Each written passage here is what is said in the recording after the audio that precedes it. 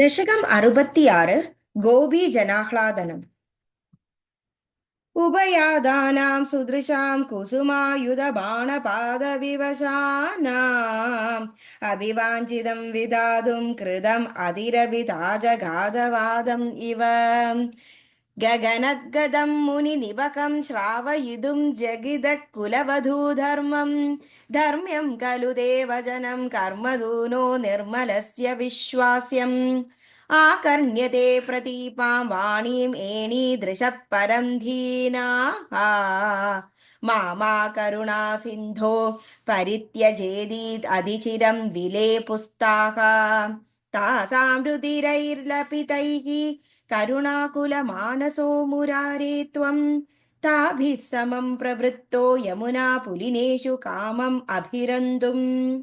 चन्द्रकरस्यन्दलसत्सुन्दर यमुना तडान्दवीथीषु गोपीजनोत्तरीयैः आपादितसंस्तरो न्यषीधस्त्वम्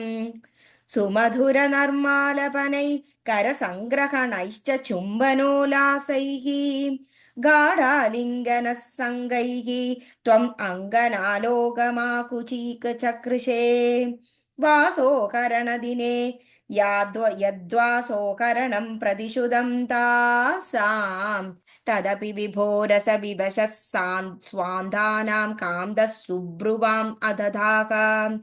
कन्दल्लितः कर्मलेशं कुन्दं मृदुस्मेर वक्त्रपथोपाधोजम् नन्दः त्रिजगत्सुन्दरम् उपगृह्य नन्दिता बालाः विरहेष्वङ्गारमय शृङ्गारमयश्च सङ्गमे हि त्वम् नितरामङ्गारमय तत्र पुनः सङ्गमेऽपि छिद्रमिदम्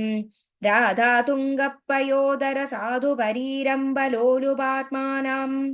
आराधये भवन्तं पवनपुराधीश शमयः सकलगदान् सर्वत्र गोविन्दनाम सङ्कीर्तनं गोविन्द